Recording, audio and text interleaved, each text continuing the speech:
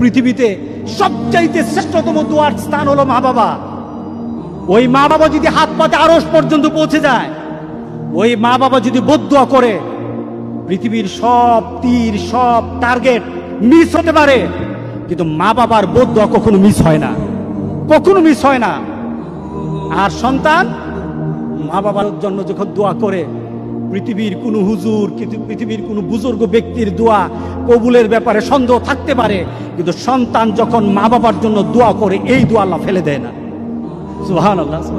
কারণ মা বাবার এই দোয়াটা শিখিয়ে দিয়েছেন স্বয়ং আল্লাহ সুবহানাহু ওয়া তাআলা, রব্বির হামহুমা কামা রব্বায়ানি সাগীরা।